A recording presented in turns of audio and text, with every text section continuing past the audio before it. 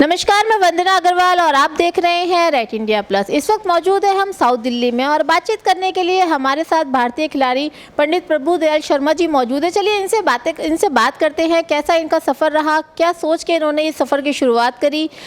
चलिए बात करते हैं। सर, सबसे पहले स्वागत करती हूँ रेट इंडिया प्लस पे। बहुत बहुत धन्यवाद आपका। शर्मा सर, आपको आज तक एक सोशल वर्कर के रूप में देखा गया, फिर उसके बाद में आपको राजनीतिक व्यक्ति के रूप में देखा गया और अब आपको एक खिलाड़ी के रूप में देखा जा रहा है। किस तरह से इस चमत्कार को हुआ ये? देखिए, सबसे पहले मैं आपको बता दूं कि मुझे बचपन से ही शौक़ था मैं समाज के लिए कुछ काम करूं। तो मैंने all India crime prevention society, जिसके अध्यक्ष वीपी सिंगल साहब होते थे, आईजी साहब पंजाब से, वीपी सिंगल जी के भाई, तो उनके सानिध्य में रह के हमने, जिसमें दिल्ली के अध्यक्ष general Raj Gupta ji ex MP from Jammu Kashmir से होते थे, संध्या शर्मा जी हमारी जनरल सेक्रेटरी हुआ करती थी, तो मैं वहाँ पर समाज सेवा में मैंने 25 साल अपनी जवानी के दिए उस NGO में। और मुझे राष्ट्रपति शंकर दयाल जी का एक अवार्ड जो मैंने यहाँ भी लगाया है, कई मुख्यमंत्री अवार्ड मुझे मिले। और हमने कई जगह पुलिस पब्लिक मीटिंग के द्वारा लोगों की लॉटरी सिस्टम्स को बंद कराने के लिए, शराब के ख़िलाफ़, और हमने कई मुहिम ऐसी चलाई जो महिलाओं का शोषण होता था, उस NGO के अंदर हमने उसमें रहते हुए समाज सेवा के बहुत काम किए।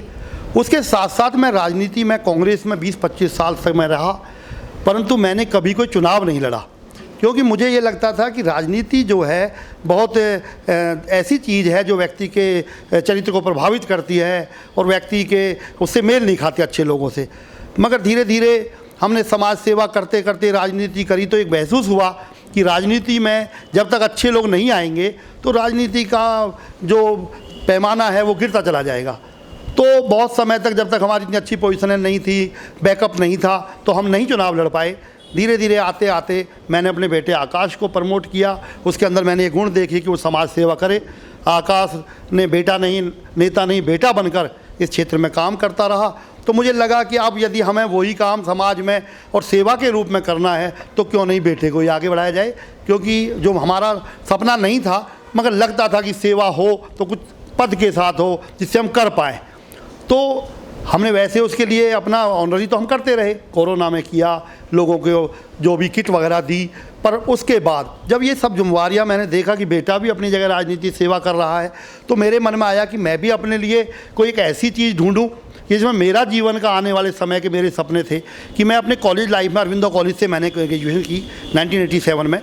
उसके बाद मेरे मन में आया कि मैं उस समय कॉलेज में जो मेरा टीम थी, क्रिकेट भी खेलता था, हॉकी खेलता था, और मुझे शॉट पुट का भी बहुत अच्छा वो था। तो मैंने उसके लिए प्रयास शुरू किया और उसका मुझे बहुत बड़ा फल ये मिला कि ये 36वीं इंटरनेशनल मास्टर मीट में मैंने हिस्सा लिया पिछले साल। वहाँ भी मुझे पदक मिला, जो कि मैं आपको दिखाना चाहूँगा। इस 68 बड़ा लक्की नंबर है, जो मेरे जन्म का 68 का बर्थ है, वो मुझे वहाँ पे टी-शर्ट मिली, ये मेरा मेडल मिले, ये मेरा सर्टिफिकेट है। और ये हमारे ऑल इंडिया के प्रेसिडेंट हैं सुरेश शर्मा जी, ये हमारी टीम थी जो एयरपोर्ट पे हुआ, ये मैं ट्रैक पे खड़ा हूँ। तो ये मेरा पिछले साल का सफ़र रहा। उसी के बाद मुझे फिर वो इस बार सिंगापुर, जब मेरा सिलेक्शन दौड़ की जगह मैंने सोचा कि मैं क्यों ना शॉटपुट को ज़्यादा वो करूँ, तो अब की बार मैंने शॉटपुट में हिस्सा लिया और वहाँ से मुझे ब्राउन्स मेडल जो मिला है।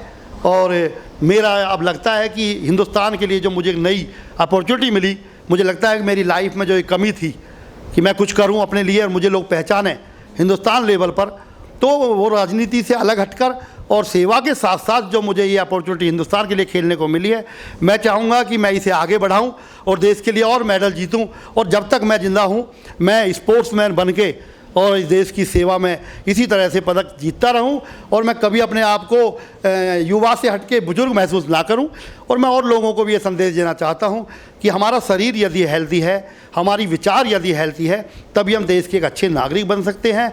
हम लोगों को एक स्पोर्ट्समैन के साथ साथ और अपनी एक अच्छी बुद्धि को विकसित करने के लिए हम अपने शरीर का ध्यान रखें, स्पोर्ट्समैन बने और इस देश का सहयोग करें। अच्छे नागरिक जब बन सकते हैं जब हमारा युवा हेल्दी होगा, क्योंकि जब तक हेल्दी नहीं होगा तो देश कमज़ोर हो जाएगा। तो मैं तो अपने युवाओं से भी कहूँगा कि मैं आज 58 की उम्र में यदि मैं अपना इतना जज्बा रखता हूँ कि मैं 80 साल तक स्पोर्ट्स में रहूँगा, तो मैं आपसे भी कहूँगा कि आप अपना शरीर का और विचारों को एक किसी खेल में लगाएं जिससे आप अपने स्वास्थ्य का ध्यान रखें। इसी के साथ आपका बहुत बहुत धन्यवाद कि आपने मुझे मौका दिया कि मैं अपने विचार रख सकूं। तो आप सबका बहुत बहुत स्वागत है। मैं अपने देशवासियों को समर्पित करता हूं ये मेडल और अपने क्षेत्रवासियों को जो मुझे चाहते हैं इसी तरह मुझे अपना प्यार देते हैं। जय हिंद, जय भारत।